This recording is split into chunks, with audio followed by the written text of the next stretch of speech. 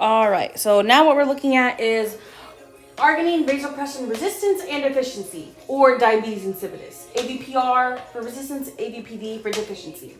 So normally what's supposed to happen here is the brain is supposed to make enough AVP or ADH, and the kidneys work with the brain and it talks to each other to release more water, keep more water, stay hydrated, pee, let go of some water. But what happens in resistance and deficiency is going to be shown here.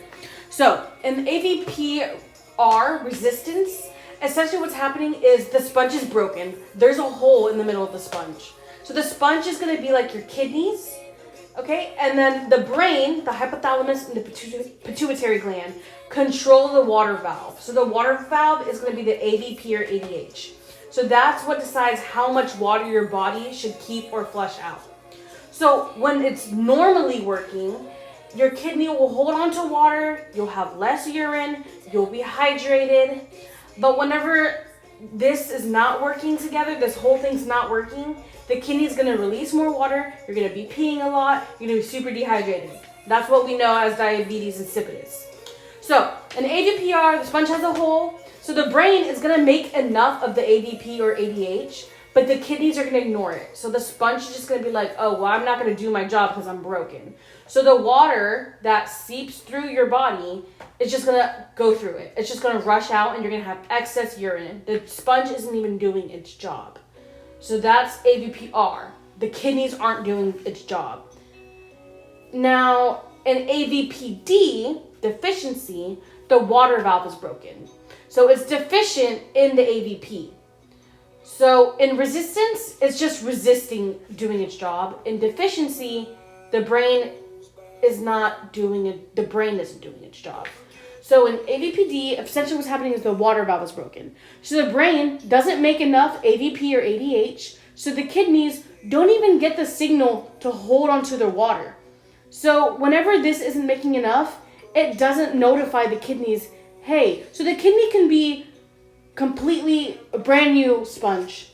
There's no hole. It's a perfect sponge. It's a perfect kidney. But the brain isn't sending that message to the kidney. So what happens is the broken faucet, the brain that's not doing its job, is going to consistently drip down water, pouring out. You can't turn the valve off. It just keeps going. So it'll consistently be dripping it, and essentially the kidney is not doing its job. It can't because it didn't even know water was coming out. So it's just going to leak out. So deficiency is whenever the brain isn't making enough of the AVP or ADH, and resistance is whenever the kidneys are ignoring its job and it's just leaking through. So causes, it could be head trauma, tumors, genetic mutations, or medications like phenytoin. And then lab diagnostic tests. You can do a urinalysis. So the urine is going to be diluted because it's extra water, extra urine. The osmolality is going to be less than 3,000. The specific gravity is going to be less than 1.005. You're going to have hyponatremia, low sodium. Your serum osmolality is going to be greater than 300, and your serum sodium is going to be elevated. But the main things that I would focus on is dilute urine, hyponatremia, and specific gravity is less than 1.005. Signs and symptoms is going to be polyuria, excess urine. It's going to be diluted. It's going to be more than 3 liters per day. Polydipsia, you're going to be extremely thirsty. You're going to be dehydrated. You're going to have weight loss. You're going to be irritable, fussy, because kids can't express that they're thirsty. They're just going to be aggravated. They're going to be wetting the bed at night.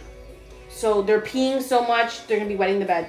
They're going to have dry mucous membranes and decreased tears. They don't have any fluid. Depressed fontanelles. So the fontanelle is that soft part in the baby's head, and it's going to be like caved in. It's supposed to be soft but round, and it's going to be caving in. And that's a sign of decreased skin turgor. Their heart rate and their respiration rate are going to go up because it's trying to compensate to hold on to the water, but it's not going to work.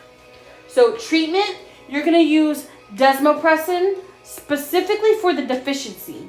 That's what it's going to focus on is desmopressin for deficiency, D for D, and fluid management. Okay, nursing management. You're going to monitor fluid status with vital signs, eyes and nose, daily weight, and you're going to want to feed the infants more frequently so they don't dehydrate. You're going to educate the family. You want them to journal their daily log for fluids, and you want to talk to the school about bathroom privileges. They're going to have to be going more often. Make sure they're allowed to go. So desmopressin is intranasal administration. You want to keep it in the fridge. You want to clear the nostrils first and then spray it. If the child sneezes, you want to redo it. And you want to measure the urine-specific gravity before as a baseline and then a couple hours after to see how it's been working. And that's going to be it.